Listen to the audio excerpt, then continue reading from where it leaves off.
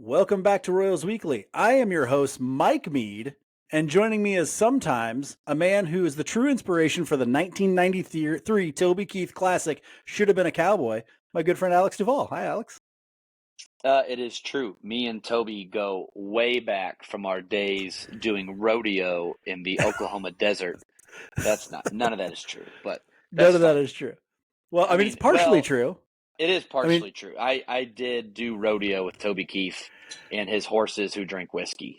there, Or no, it was beer. It was beer it's for his there. horses, Yeah, he drank the whiskey for whiskey. his men. There we He go. drank the Yeah. whiskey. They Um, drink the beer. Alex Duval, Yeah. noted rodeo legend. Let's just say that. Uh, On this week's episode, we will discuss, I'm going to call them mixed results because I'm a nice person for the week for the Royals. We'll have a Q&A with Alex because we all know that's what people really want anyway. And then we'll preview next week's games. I figure we haven't talked to Alex in a while. Let's just get what he thinks on the record so that we can throw it back in his face later on. That's my thinking there. But first, a reminder to follow us on all social medias. We're at Mark's even social mediaing it up from Spain right now. So if you guys are seeing those tweets from Mark and realizing they're coming out at weird times, it's because tonight when I texted him at about 7, he was like, I'm going to bed. And it's probably like 2 in the morning because that's where Mark usually goes to bed. So yeah, he's on flip time, but he's still keeping up. I'm doing the threads thing, but man, it's a desolate wasteland over there, which is fun. But people engage with me on threads. So I don't get too out of control. But a quick reminder that Royals Weekly is brought to you by Knapp Family Wealth. Alex, can you think of anything more important than securing your financial future? Wearing my 6-shooter and riding my pony on a cattle drive. Ooh, no, but I like where your head is. I love that you're keeping with the Toby Keith theme. Okay, securing your financial future is one of the most important steps someone can take for themselves and their family, and Knapp Family Wealth is ready to help you pursue it.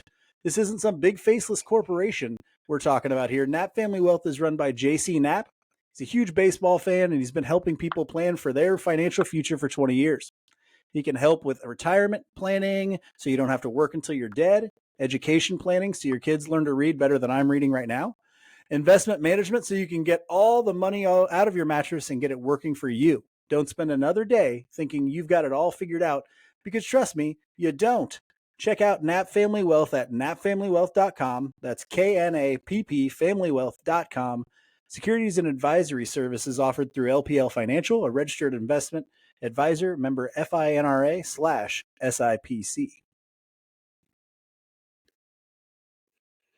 Now we're going to start this week off like we always do with roster news, and there was actually quite a bit of interesting news this week, and I have a feeling there will be kind of interesting news as we move in and finish out the year.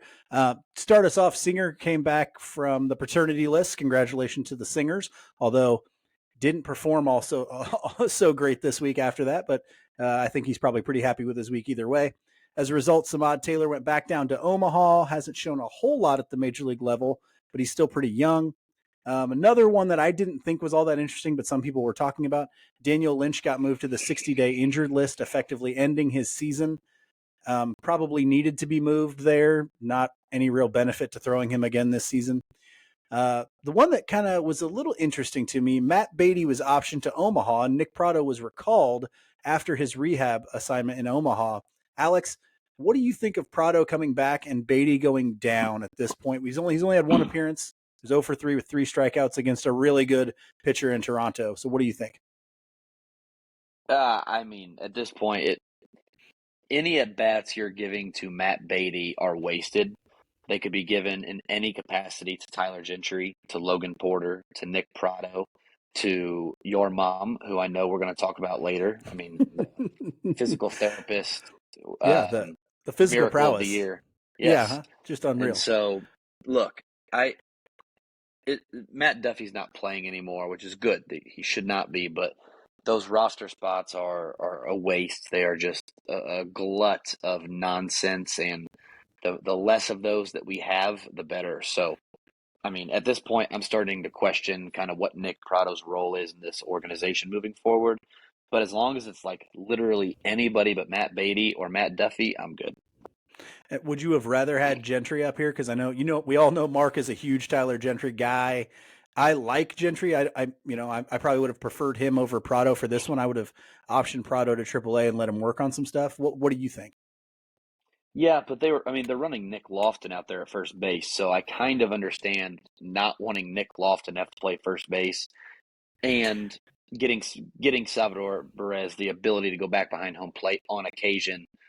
I get it, but yes, I would have rather seen Tyler Gentry's bat this time around just to see what you got. You may as well. I don't understand why you wouldn't at least take inventory of what you got. Get him up here, let him get a taste of it. That way, next year when spring training rolls around, it's a little bit easier to transition him to the big leagues on opening day if you wanted to, unless, and I won't go there, but there is an unless, and we can talk about that later. Yeah, and I think when Fermin went down, I think that was Prado may have been their only option once Fermin went down because you need Salvi behind the plate so much after that.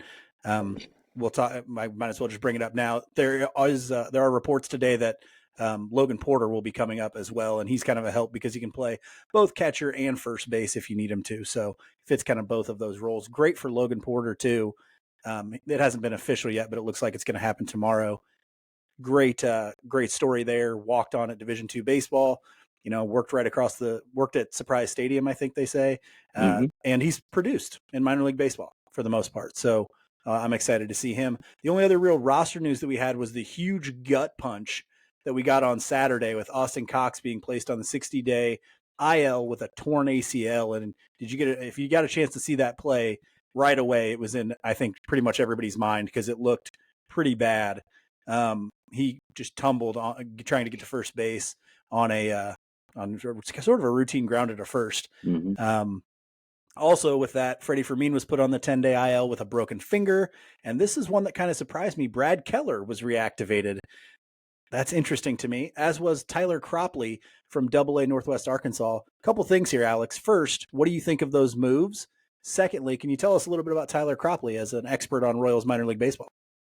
Yeah, he's already back down to the minors in favor of Oh yeah, Logan I forgot Porter. because they're So bringing yeah, Logan Porter up. Yeah, I forgot yeah, about that. and I think it was Kevin O'Brien that pointed out on Twitter that it was probably a passport thing. Logan, Yeah, you're going to the big leagues. I don't have a passport. Like, can you imagine that being your call? Like, oh my gosh, like I could have been there already, and I forgot. I don't have a passport. Like, Logan, my guy, if you're that close to the big leagues, we got to get passports, dog. We have got to be on top of the passports. You can't risk this. But it sounds like Cropley's going right back. As far as Brad Keller, that is subtraction by addition. Like sometimes it's the other way around. That is bad. That is very bad. I was really digging what Austin Cox was doing, and Brad Keller has just been. He is. There's nothing that you can gain from seeing more Brad Keller. You know exactly what he is. If you put him out there and he's good, and all of a sudden somebody says, "Hey, we might throw $3 million at him to come pitch in our bullpen next year," when you could have potentially had him, if that were to happen, right? Let's just say he's good all of a sudden. You could have had him on the cheap because nobody would have known, and now you're going to expose him. Like I think that's it's weird at best. I would have just DFA'd him and moved along, but yeah, well, sucks for Austin Cox. I was yeah, really digging him. me too. And I'm a noted not. I was not a noted Austin Cox fan before this year.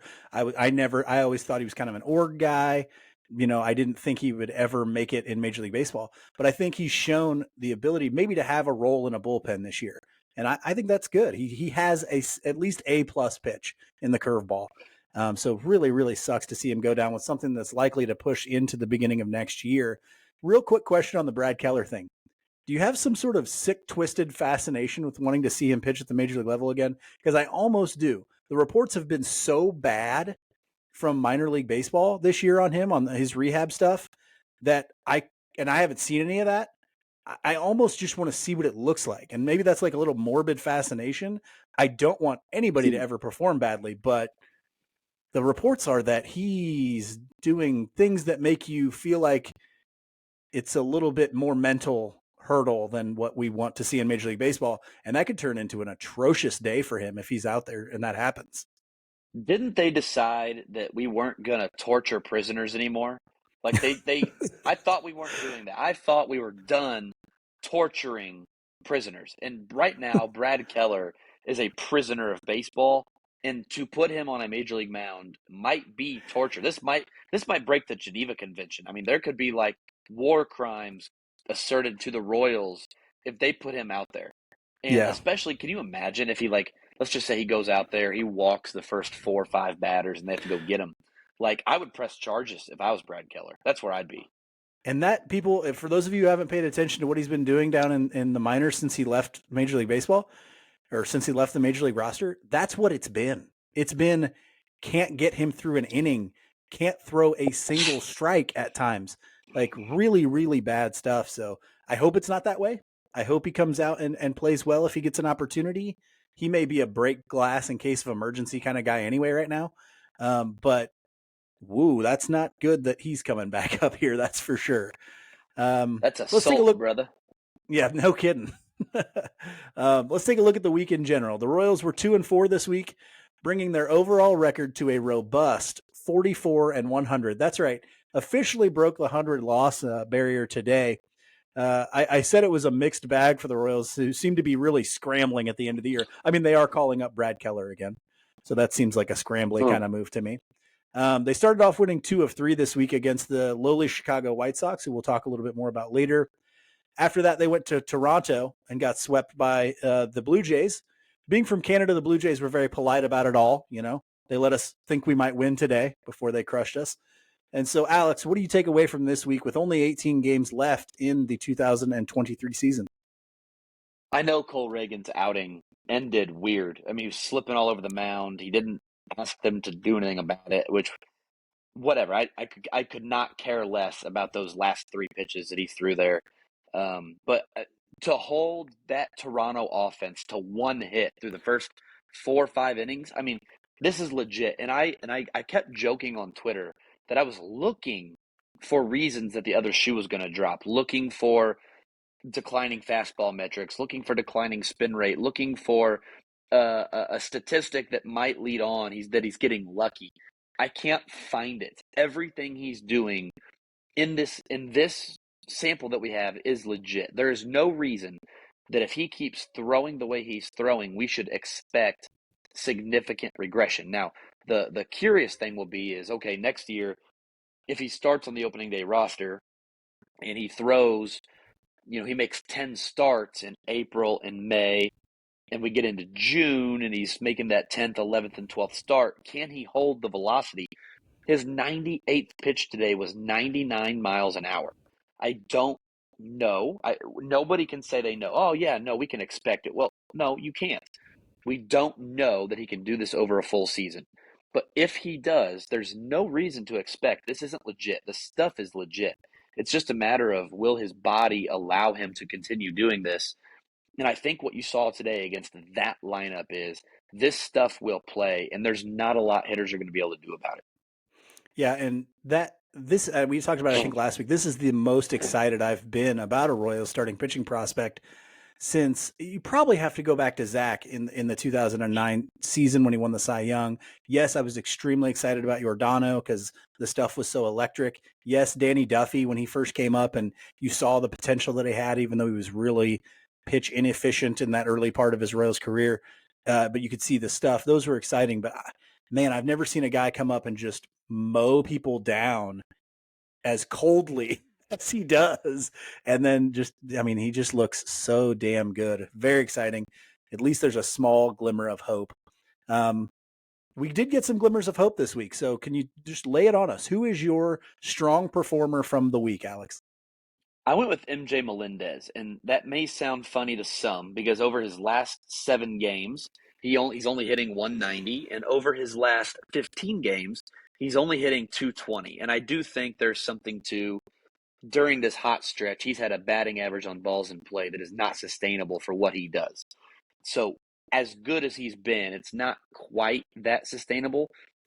But what he did do this week is walk 5 times in what, like 26 at bat or 26 plate appearances. So a walk rate right around 25%. I mean, he has totally transformed his approach. And when you hit, you're more likely to be walked, right? So he has an on base percentage in his last 7 games of 346.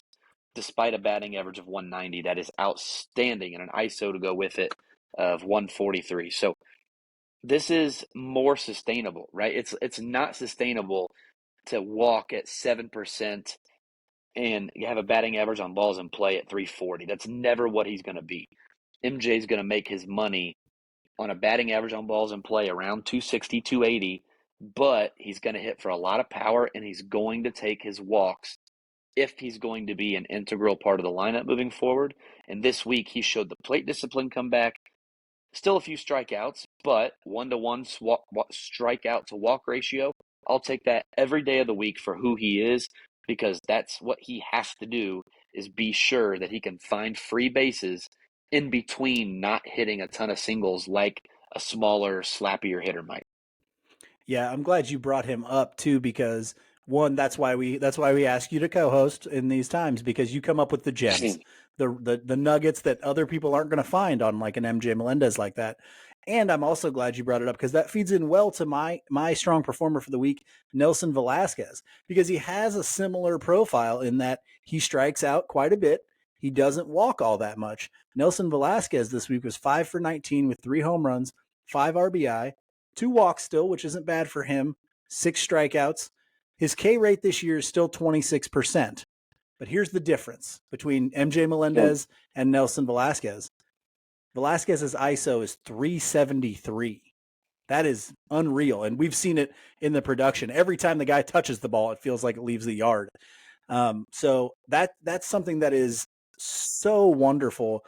We were talking it up big time when they made the trade for Nelson Velasquez, but it looks like you might have a corner outfielder who's not terrible in the outfield, but not good in the outfield, that can actually hit the shit out of the ball again. When was the last time the Royals had that? Jorge Soler for a year? Mm-hmm.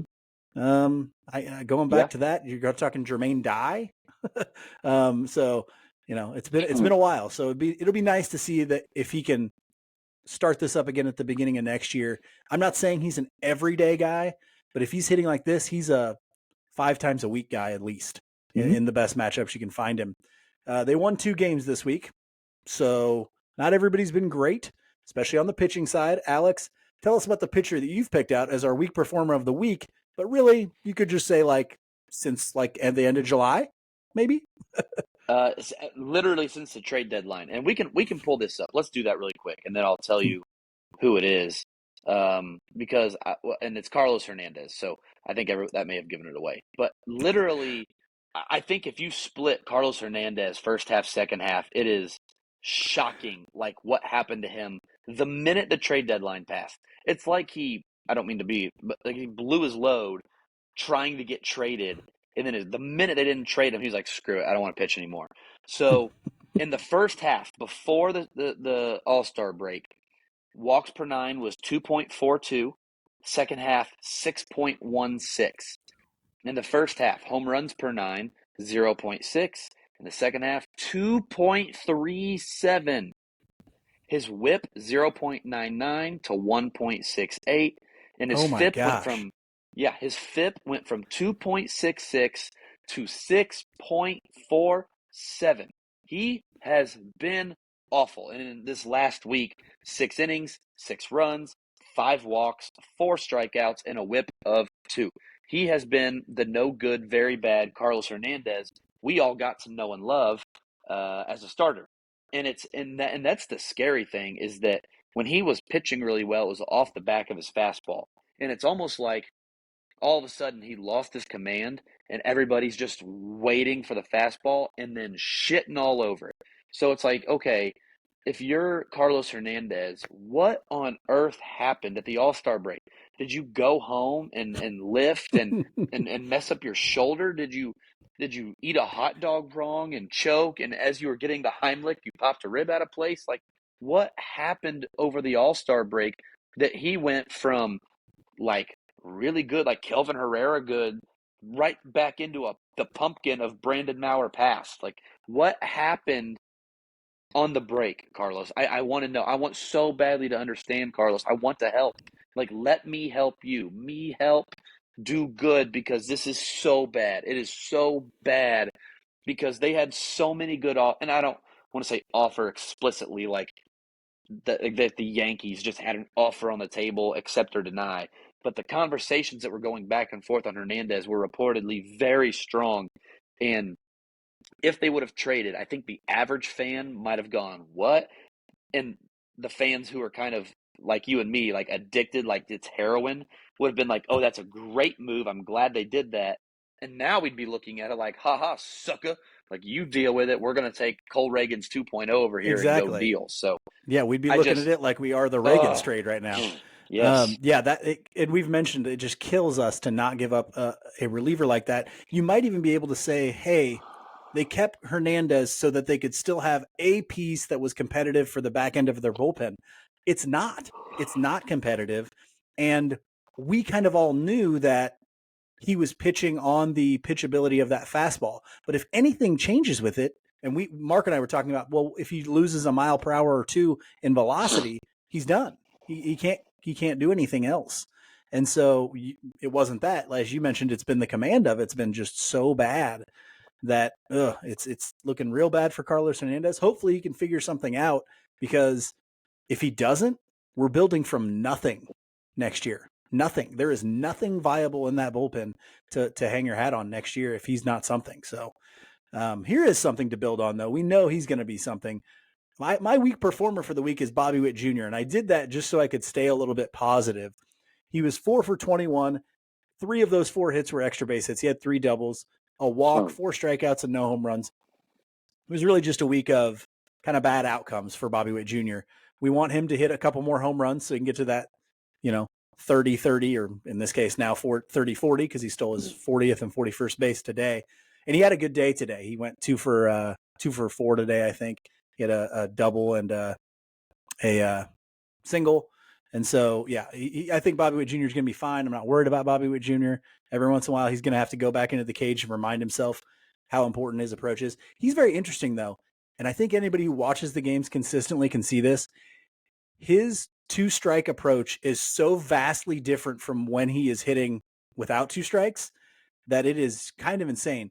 The single that he hit today is a ball you would actually expect Bobby Witt Jr. to hit out. And it was a hanging breaking ball, but he had 2 strikes. And so he takes this really handsy inside out swing and just puts it over the second baseman's head for a single. And I'm going, there's the 2-strike approach. He hits more balls to right field with 2 strikes now than I saw him do all last year. And it's actually been a very good thing for him. I think at his peak level of what is the ultimate Bobby Witt Jr., his approach will kind of stay the same all the time. But if this is what he has to do to be what he's been, I will certainly take it. Okay, let's move on. Alex, theme of the week. We like to make these either movie quotes or music quotes, but it's not a must. Doesn't have to be. Okay. What is your theme for this week? I don't know that I have ever caught on to that. Um, It's okay. It's okay. that might be something that, like, while I'm driving and I'm listening and I'm waiting for the theme I miss. Let me think if I can. Um, let's go if it's the theme is supposed to be a song. I'll go with a song title by That my works. Turnpike Troubadours. This is the house fire. Woo-hoo. This I is mean, the it's all thank you. bad. All right. There we go. Burn it down, because my original theme was there. It's just not good enough. And um, one of the reasons, and if you follow me on Twitter, one of the reasons I'm leaving the space is I am having a really hard time being negative about or I'm having a hard time being positive about anything that's going on throughout the organization. And they are just not good enough, and they're not particularly close. I think what this, not just this week, but really, they went on that 7-game win streak, or was it 7 games where they just, like, they hadn't won 3 in a row, and all of a sudden they win like Yeah, 7, and we're I like, think it was woo! 7. Yeah, they've been awful again ever since. Um, and I think you can, and I hate to, like, point individuals out, but you can point at, like, Michael Massey is just not good enough. Alec Marsh, just not good enough. Daniel Lynch, I know he's been hurt, but the overall rotation, the assembly of the rotation is just not good enough. Even when Brady Singer is good, he hasn't been dominant outside of a couple starts. Like, it's just not good enough. The bullpen certainly not good enough. And they have some individual parts that work, but the sum of these parts is not close to being good enough. And I think this week, when you watch them play a Toronto team, you're like, man, Royals played pretty good. I thought they played pretty good this weekend. They get swept by did they get swept by Toronto? I wasn't paying. Yeah, they did. Yeah, and honestly, honest to God, I didn't think they played terrible at all this weekend. I caught um, 4 or 5 innings on Saturday. I caught the game Friday, and I caught 4 innings ish today. After Mark texted me, he's like, "I think they just name dropped you on the broadcast," and so I tuned in, and they were talking about Alex Zumwalt, not Alex Duval. Which, if Well, you're the in Spanish Spain, translation, yeah, and you've been hearing Spanish, it's probably the same thing, right? So no, but I caught the last 4 innings of the game today, and I really didn't think they'd played terrible. Cole Reagans was really good again, and it's not even close to being good enough. So my theme for this week, but also probably for the off season, and I know we'll talk about this in the coming months, but this off season, it's going to be the house fire. Just burn it down. grab Grandpa's Auto 5 in the picture frame and get out of the house. All right. Yep. So, and I'm glad you brought that up because I think it's in Shawshank Redemption when they say like, what's the worst thing you can give a person to basically torture them, and it's hope. Oh, And that's kind of what this team does when a Cole Reagan starts, or when MJ Melendez is on like a little hot streak, or Michael Massey hits a game-winning home run. You're like, look, I can see them being good. Or Brady Singer has a two-game stretch where he's dominant. Oh, look, they're going to be good. That's the hope they give you that crushes you as a fan, because nobody does it to be a good team like the Astros or the Braves, or the Dodgers or the Rays or Cleveland, whatever. You have to have those guys that are going to be consistent, right? And I've never been a guy that was like, consistency is just coach speak. I've seen it so much this year that I believe. I'm a believer in consistency, because if you can't get consistent starting pitching, give me consistency over ceiling even.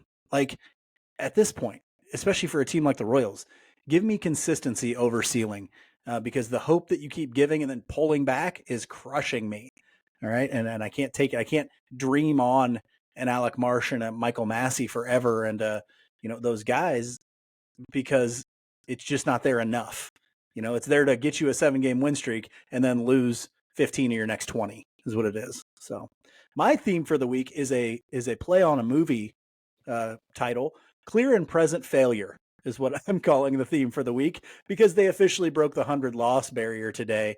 And now it's just more of a game of how many can they lose is the question. And it's going to be fun to finish. And I do think the Royals have been more competitive in the second half, but as we were just stating, it's not enough. It's not even close to enough. And it's hard to even see when this team is going to be competitive for a playoff spot again. yeah, I'm correct. Yeah. Okay, Royals Weekly is brought to you by All In Physical Therapy. For one-on-one personalized physical therapy, we choose All In Physical Therapy. They took excellent care of our mother after surgery left her with pain and limited mobility in her arm. She loves to work out, be active. I got to tell you, Mike, I've never met your mom, but I am terrified of this woman. Hey, I completely understand, and you should be. The excellent specialized care she got at All In Physical Therapy had her back to being active in no time. Did I tell you that I met Chuck Norris and she tells your mom jokes? That sounds right, because you know what? He could not hold her in a game of anything, Nope. including karate. Okay. My That's mother would correct. level that guy, even if he has this little Bowflex thing with him. All In Physical Therapy knows how to help athletes recover. It's owned and operated by Lee Summit's own Tommy Freevert, a former Arena League football player, Northwest Missouri State Bearcat. Gotta love that. And a hell of a guy. They have offices in both Blue Springs and Lee Summit, so get over there to work with Tommy. Tell your doctor you want to do your physical therapy with the best of the best at All In Physical Therapy. To learn more, give them a call at 816-427-5300. That's 816-427-5300, or visit their website at allin-pt.com. That's allin-pt.com. So some time has passed since the Major League Baseball draft when we last got to speak with Alex here with his expertise in the draft and minor league baseball. A lot has happened since then, and I know everybody is just clamoring to hear Alex's thoughts, and because I'm not very creative and couldn't think of anything else to do. we're just going to do a little question and answer session here with you. Okay. I want to know what you think of how the Royals season has shaken out so far. I have some ideas how you might view out the season so far, but I want to know the details. The team is on pace to lose more games than any Royals team in history, and that's a feat, ladies and gentlemen. So let's just get waist deep in the sewer that is the 2023 Kansas City Royals. Alex, give the weekly weirdos your impression of the season overall. I like the idea of it being a clear failure. This is so obviously the worst case scenario. And I really do. If you went before the season, I think when we were making win projections and stuff preseason, I think I said 77, something like that. And I think when I said 77, I think you could, in hindsight, probably chalk that up to like an 80th percentile outcome where I was like, I really think they could be pretty good. I think they'll put some pieces together. The pitching will be better than we expect. I think Jordan Lyles takes a step forward, and that doesn't mean he's going to be good, but just if he pitched to an ERA in the high fours all year, and if Brady Singer was good, and if Daniel Lynch was healthy, and I was right about Chris Bubich, then he gets hurt, and it's like, I just thought some pieces would come together, and this is the worst possible outcome. The nice thing about it is you got some good intel, but now you have to use it. The Royals for so long play this game where they lie to themselves and they watch, and I hate that it sounds like I'm picking on Michael Massey, but it's just an example that it's on my mind recently. Oh, look, Michael Massey hit another double, hit another home run. It's like, yeah, I mean, he's a Major League Baseball player. Like, they'll do that sometimes. He's not good enough to play every day, and he's not versatile enough probably to play on the bench. So what he is at this moment is a 4A player.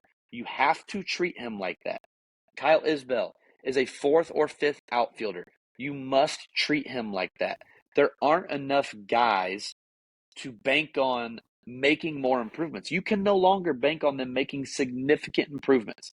Mike Moustakas was a number 5 overall prospect in baseball, the number 2 overall pick in the draft. He had a pedigree. There was a reason to believe that Mike Moustakas could turn it around.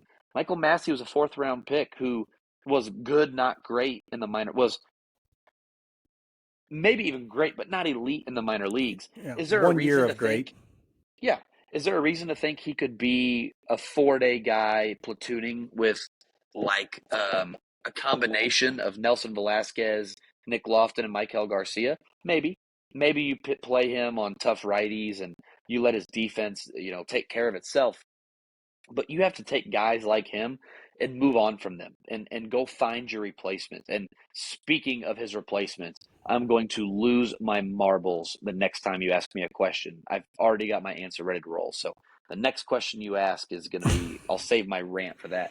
But Okay. as long as they use the intel they've gained, it was an evaluation year.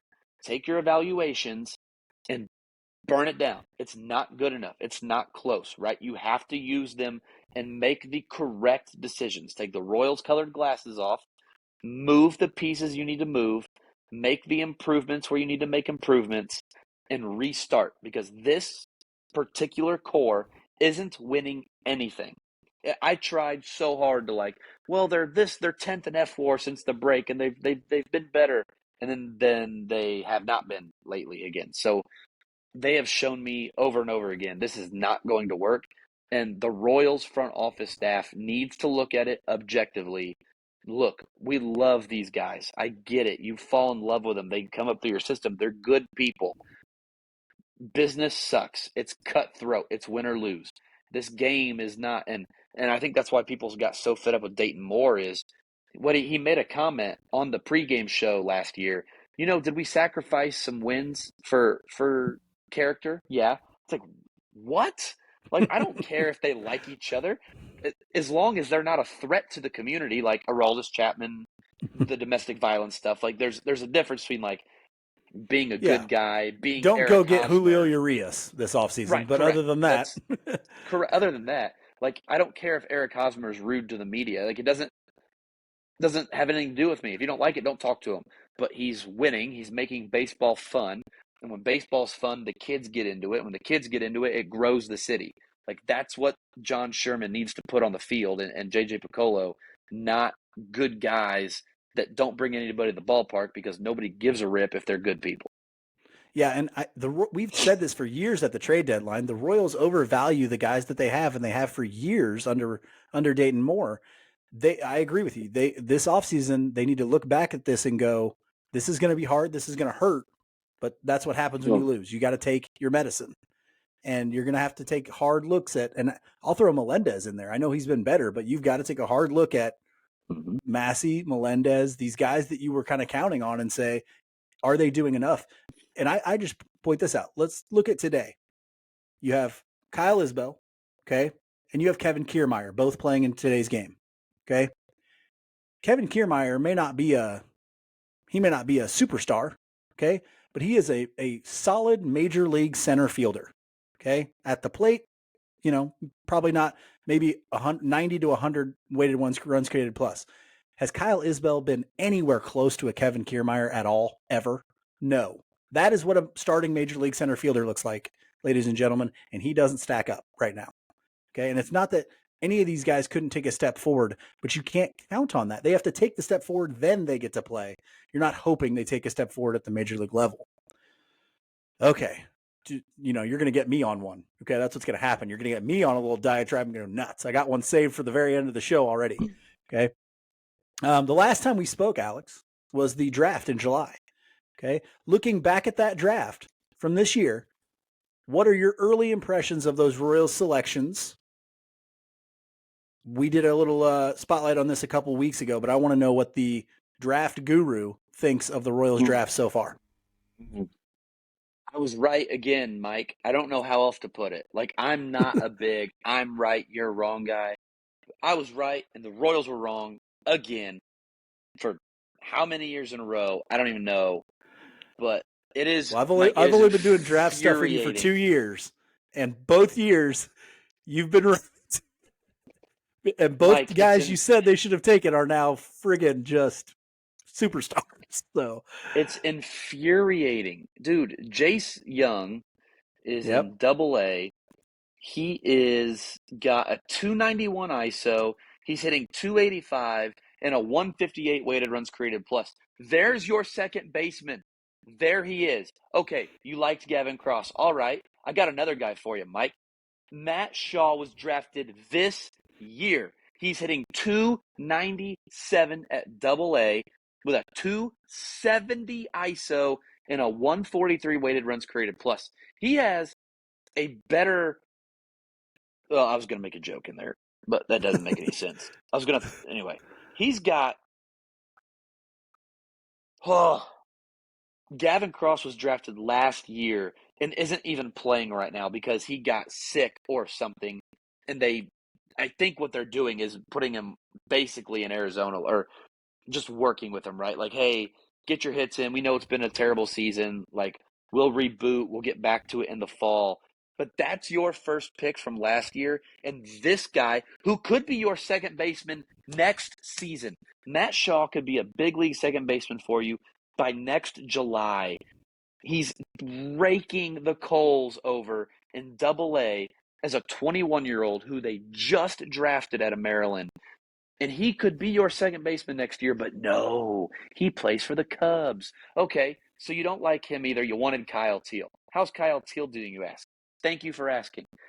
Kyle Teel has a double-digit walk rate and is hitting 357 at Double-A. He also just drafted this year. Kyle Teel, by the way, behind the plate at high A, where are my numbers at here? At high A, threw out 6 of 20 base runners and had 11 total assists. He is not only looking like a defensive steal, a defensive wizard, because by the way, in the minor leagues, like some teams like who was it? The White Sox, they'll tell their pitchers, don't even hold runners on. We don't care. So stolen base success rates in the minors are a little bit different than they are like at the big league level. He looks like he could be not only a defensive steal for the Red Sox, but his bat, I mean, he is just raking all over Double-A. Everybody we wanted the Royals to take are already tearing up Double-A, not high A, not low A like the Royals hitters are. They are tearing it up at double A. Matt Shaw should start at triple A for the Cubs next year, for the Iowa Cubs. He could be their big league second baseman. Well, they have Nico Horner. Hey, maybe they'll trade him to us. I don't know, but this is There's no way. this is I don't know. They so gave us Velasquez for infuriating. Quas. Maybe they will. I don't know. God. Um, And you know the thing, hang on, one more thing. The Go thing ahead. is, they were Preston, who, by the way, at Royals Miners, Preston Farr is incredible. He does great work. He put out today that Annie Rogers was um, interviewing Drew Saylor. Mike, can you tell me what Drew Saylor's title? What does he do for the organization? Oh gosh, I'm gonna go with Royals minor league hitting coordinator. Is that anything? Yeah, he coordinates the offensive development for the Royals prospects. So tell me, Mike, why when Annie Rogers asked him about Blake Mitchell, his His comment was compliments on were his about his defense. defense. Yeah. Oh, well, I was like, I oh saw my that and I thought the god. exact same thing. I'm going, that seems like an interesting thing for Drew Saylor to say. Like, not only that, nobody cares. Nobody cares about that guy's catching ability right now. Only thing I care about is can he hit the ball. Kyle Teal and Matt Shaw have better ISOs at double A than Blake Mitchell had batting average in the complex league. That doesn't Yeah. mean Blake Mitchell won't be good. But if you're trying to put a good team on the field, here are two very, very good college bats. Put them in your lineup by the end of next season and roll, Tide, roll. What are we doing? This is, and then like with Jace Young, I mean, can you imagine if they had Shaw and Young or I'd Teal play and one Young? in left and one in second Oh, base, and I'd play him every day. And they're two fantastic right-handed bats, honestly, that are a little bit alike. Um, and this team's pretty heavy on left-handed bats right now going into next year. So no, yeah. well, Teal's a lefty. Oh yeah, I was thinking Shaw and Jace Young because I would Jace have Young's taken a them back lefty to too. back years. Oh, he is. Sorry, I keep forgetting Yeah, about that. no, it's okay. But good, even more balance. Like that's the thing that always gets me is like we talked about how they didn't have any defensive positions, and Shaw played shortstop, but he couldn't play shortstop in the majors. Man, though, think about the offensive production you would have in those two guys just right there. You know what? Do you know what Matt Shaw is going to do in Wrigley Field? He's going to hit Yes, 25 home runs I easily in know. Wrigley Field. Yeah, we all loved him coming out of Maryland, and yeah, a little disappointing there. Now, let's not all go doom and gloom. Are there any guys that you like from that draft that are doing some things for the Royals minor league system right now? I kinda. We haven't even seen them all because Hunter Owen hasn't pitched, Blake Walters hasn't pitched, the Hero Wyatt kid hasn't pitched. So it's like, I think, but we haven't seen them either. And so they didn't sign a couple of their later draft picks who I was actually kind of excited about. What was the kid's name? The Oklahoma State commit. I can't No, remember. He was their doesn't next to yeah last pick, I think, if I remember right. yeah doesn't matter. But I kind of liked him, and they didn't sign him. Carson Rockefeller has been fine, but one thing I want to stress: the more of Columbia that I watched, because Columbia early on was horrible, but later on they got Spencer Nivens, they got Carson Rockefeller, they got Trevor Werner, and it was like, hey, this is kind of a fun team to watch. So I started watching more of them. Dude, the pitching in low A is awful, and so you got to take it. Like Spencer Nivens, I think has actually been one of the most impressive guys to watch. His plate discipline's pretty good. He doesn't swing and miss a lot. He hits for power. His batting average is pretty low, but like all the intangibles are there, all the peripherals are there. Like I think he's been pretty good. I think Carson Rockefeller's been good. I think Trevor Werner's been great. But it's like the low A pitching is so bad. I don't know what to Hard to compare it tell. to. Like Yeah. I mean, there's a reason Matt Shaw, Kyle Teal went straight to Double A. The pitching at the lower levels is pretty bad. So it's some give and some take. Like yes, I like them, but if that's what they're doing at Double A, then should I really be excited about a 110 weighted runs created plus at low A? Probably not. Yeah, I hear you. And the one that surprised me in that group was Werner. I really didn't think he was the kind of athlete, and we'll see if he is moving up into some of those tougher levels to really make an impact on Major League Baseball. Okay, trip down to the farm. We don't got to talk about guys that were drafted.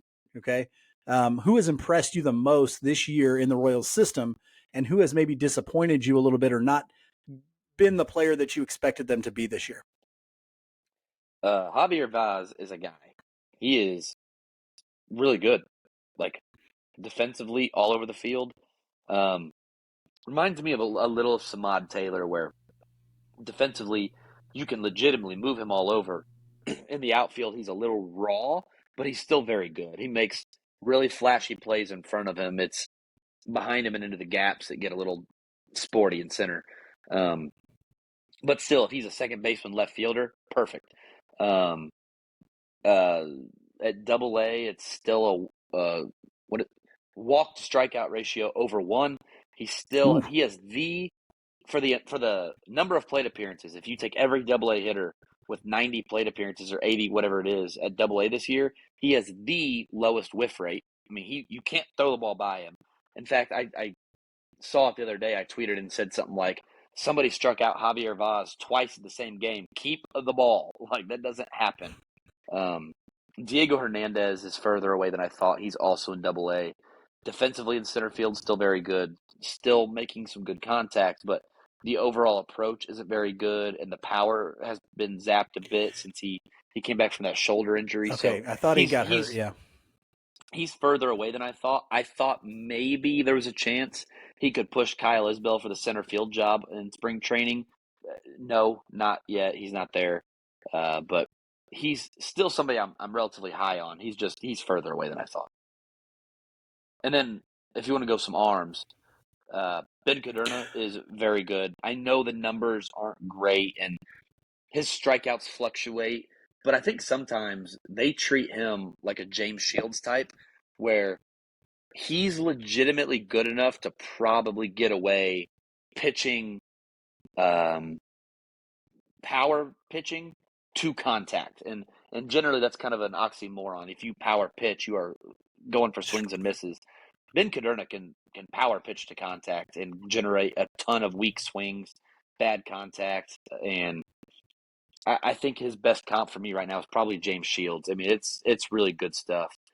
Anthony Veniciano is been fine, but he's still got some issues that I don't know how he translates to the big leagues. Maybe he'd be okay, maybe he won't be, but I've cooled on him some here in the last couple of months. Yeah, for Vaz, the lack of swing and miss is fantastic. I've always loved those guys who can stay in at bats just by kind of scrapping out foul balls left and right.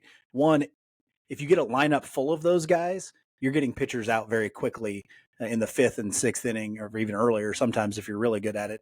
And so I've always loved a hitter like that. I don't know if I love him at second base. I think he can play second base. I would like to see him develop just a little bit more in center so that he's playing most of his games in center.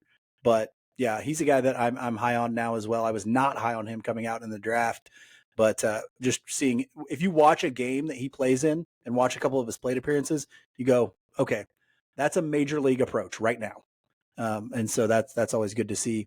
Um, Okay, last one that I'm going to give you here because I don't even know. We're having so much fun here. I don't even know how long. Oh yeah, we're going over for sure.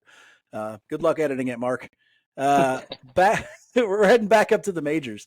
Actually, I got two more questions for you. Last week we played a game on like, do we extend, do we hold, or do we try and trade up this current Royal? I want your opinion on this. Is there anyone on the current Major League roster that you definitely think the team should extend or trade this offseason? And then what should they be looking for in return? So I think there's three guys they should extend. I think it's Bobby Witt Jr. for duh.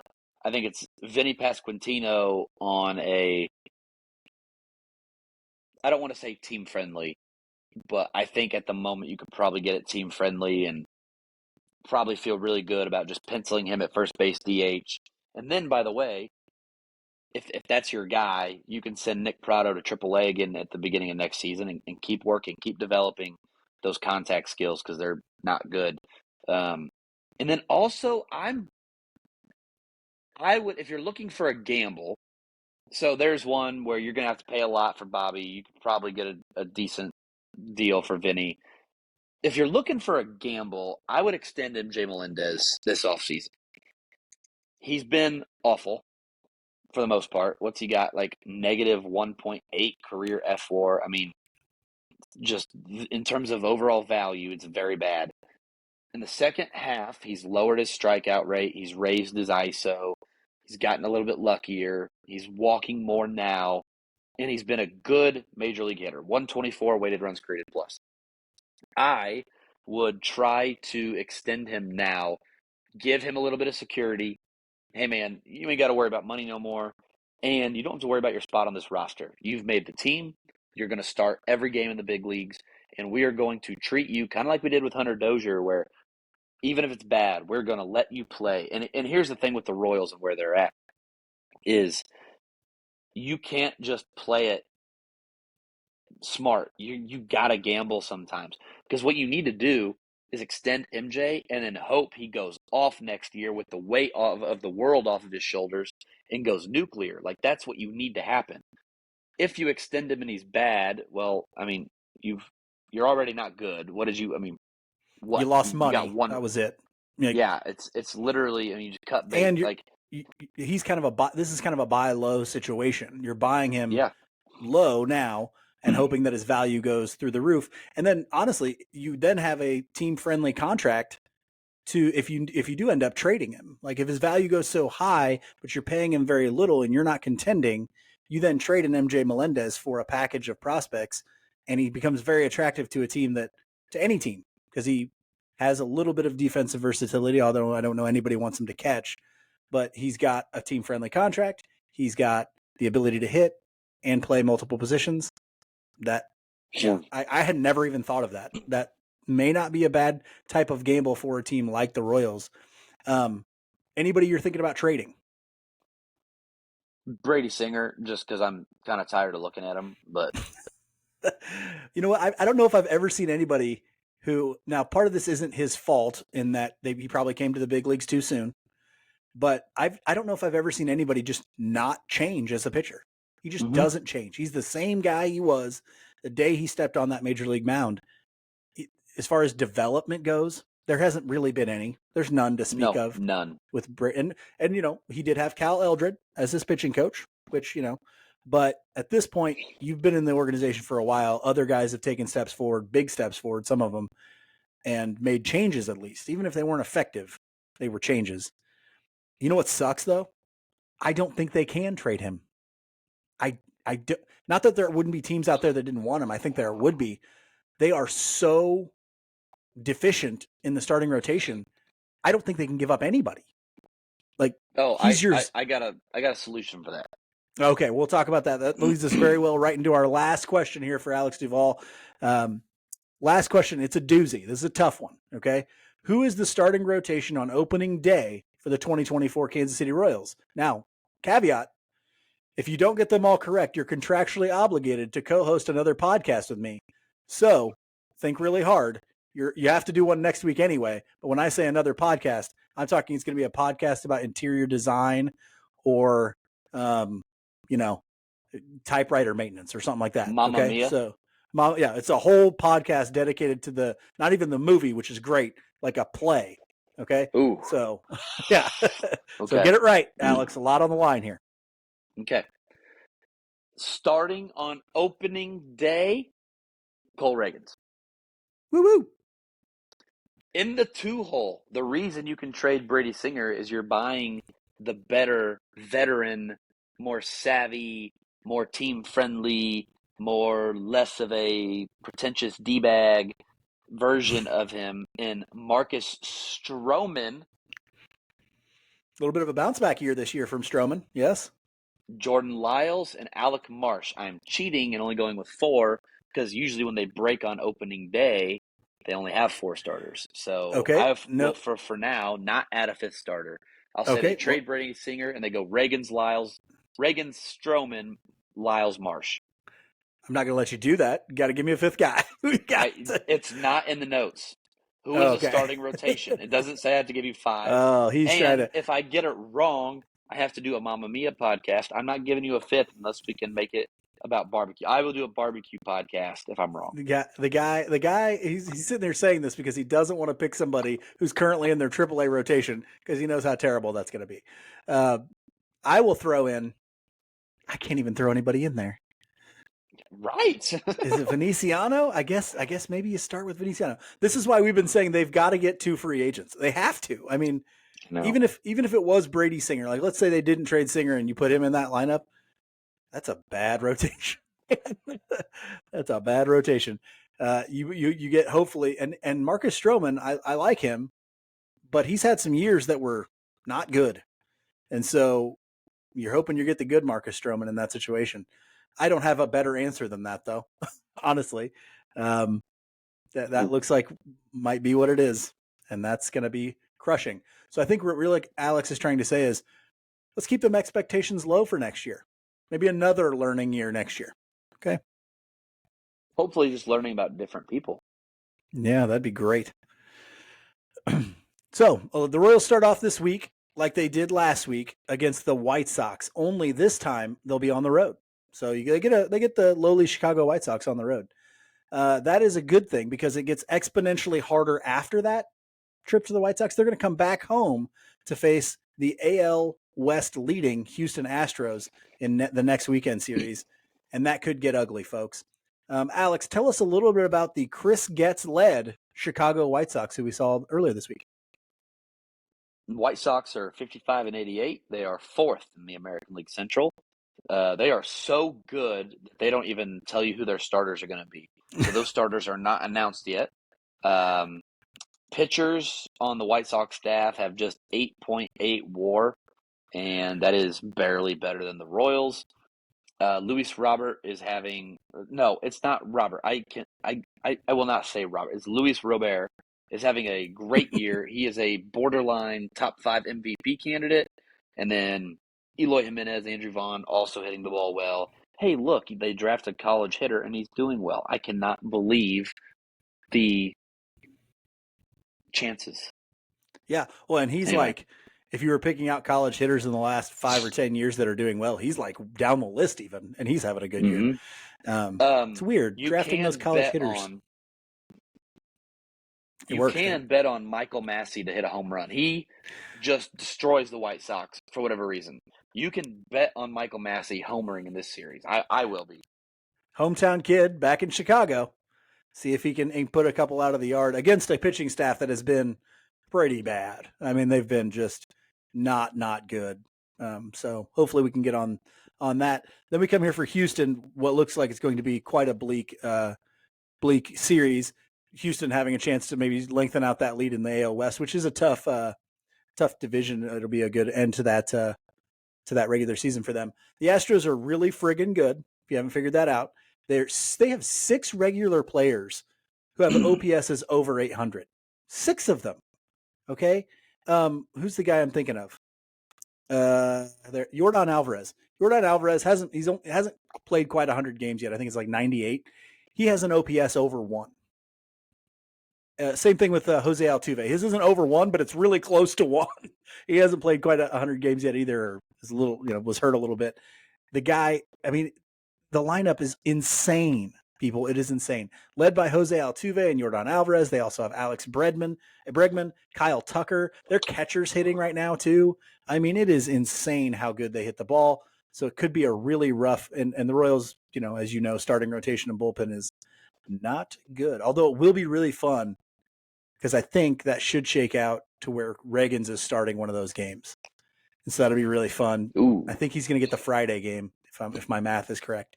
That'll be really fun to see him go up against that lineup. Their starting pitching has maybe taken a small step back from where it was the last few years, but Christian Javier has been a little bit down, but Framber Valdez is still fantastic. They just got Justin Verlander again from the Mets. He's probably not the pitcher he was last time he was with Houston, but he's still a good player. So, have a couple drinks before you go out to that Astros series, okay? It'll make it easier. All right, we're going to end this episode like we end every episode with our Just a Bit Outside segment. And I know Alex is excited for his first Just a Bit Outside here. Alex, you are one of the most interesting people I know, a true cowboy, okay? What is your Just a Bit Outside for this week?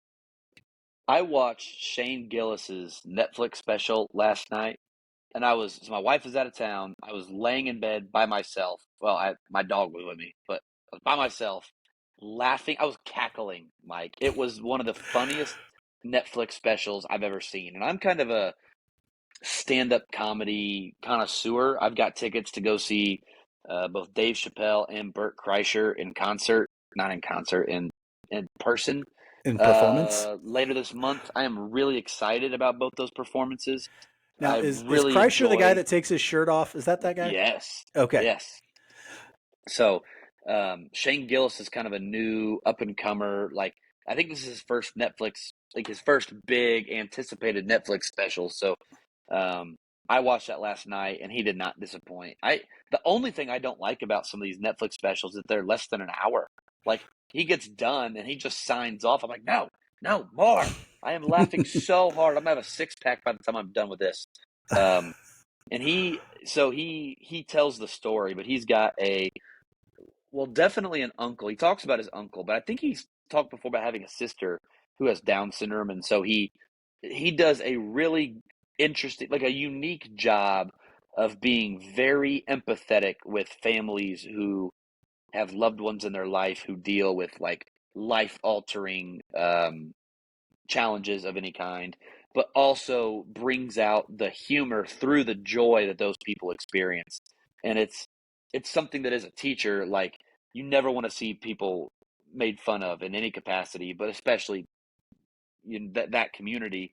And the way that he is able to be empathetic and bring out laughter through joy and celebration of people like that.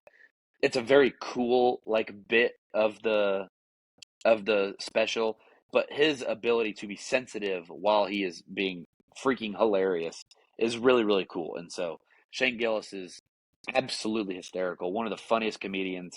He and Theo Vaughn are two of my favorite guys that are right, doing it right now. But his Netflix special is outstanding. See, I'm gonna have to check that out because one of my very good friends just sent me a text kind of out of the blue. We went to the Turnpike concert the other day out at Sandstone together, and like 2 days after that, he sends me a text that says, "You've got to check out this Shane Gillis Netflix special." And I was like, "What?" Because we were talking about stand-up comedians at the concert, and I was like, "Oh yeah." And so I'm gonna have to check that out. He's a big Burt Kreischer fan as well. I could never get into Kreischer as much. It's not my style of comedy, but I'm gonna have to check out this Shane Gillis guy. Have you ever seen James Acaster stuff? Oh, Mark's gonna kill you. He's gonna kill you. He's gonna harass you until you watch this on Netflix. I'll do it Look up. before he gets home. Then I mean, Okay, it's twist my arm. and it's like four.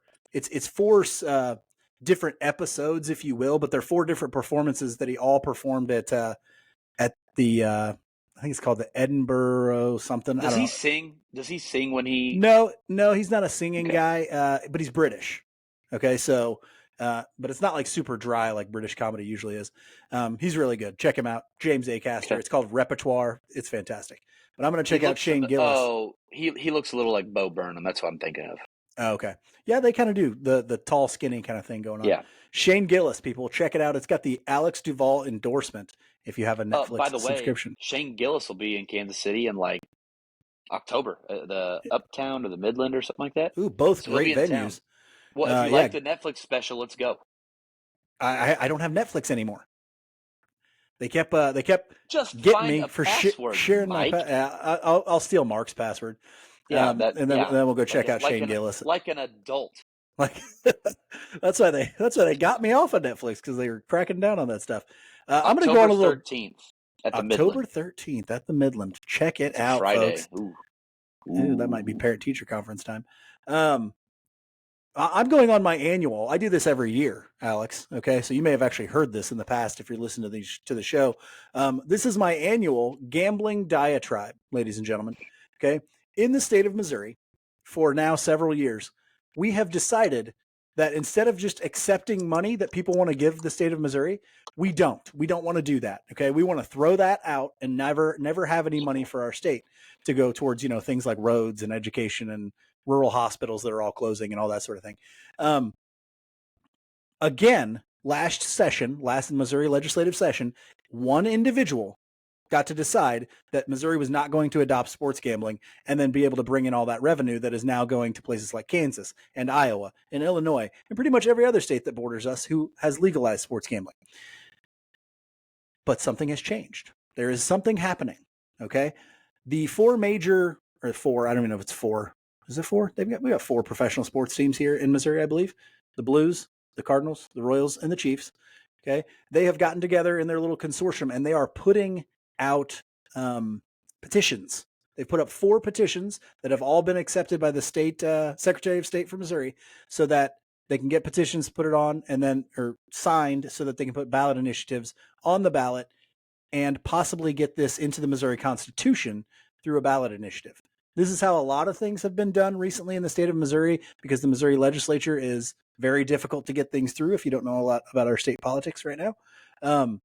And so hopefully very, very soon there will be a ballot initiative. This will circumvent that one lone legislator who has been stopping sports gambling from happening in the state of Missouri. So get it done, Missouri voters. Okay. This is it. We are actively hurting our state by not allowing this to happen, because guess what? People are gambling on sports in the state of Missouri every day. Okay. It's football season again, and we are just pissing this money into the sewer. Okay. We are just giving it away to other places instead of using it for our state. I don't care if you're a gambler or not. You should be for this. If you are for people being able to do what they want to do with their own money, you are for this. Okay. If you're not a gambler, you should be especially for this. Yeah, because you're because getting that money. that's less tax money you might have to pay in the future. They're gonna some gambler's gonna pay the state of Missouri, and then they're gonna pay you in services or in tax credits later down the line. If you don't gamble, I don't understand how you could not be voting for gambling. Yeah, it's better for you than it is for anybody else. For me, this degen here, who's going to throw money on a game that he's certainly going to lose. Okay. And so please, please, please be smart when, if that, it's likely to make it to the ballot because there's enough people in this state who have, a head on their shoulders. And so when you get there, who have brains in their heads, when it gets to that thing, be smart, vote to generate revenue for your state and allow these things to happen. So, there's my annual gambling diatribe. It's not it's like the Royals. It's not really looking any better, but we're just getting enough hope to get crushed later in the future. How's that sound? Can I leave you with a factoid that I found? Please do. I love factoids. I'm a history teacher like you. Okay. According to the university or Texas State University, 90% of all the money in the United States has cocaine on it. Traces of cocaine were found reaching 0.006 micrograms. And it's because the green dye on dollars causes cocaine residue to stick to the bills. So, there you go. So I actually knew that one already. You jackass. I'd actually heard that before somewhere. And that's what they always, I mean, my mother used to always say, if you ever touch money, wash your hands, blah, blah, blah, blah. I'm like, why? Let me get that buzz. No, I'm kidding. Wash your money, people. It's not clean. Or wash your hands after touching money.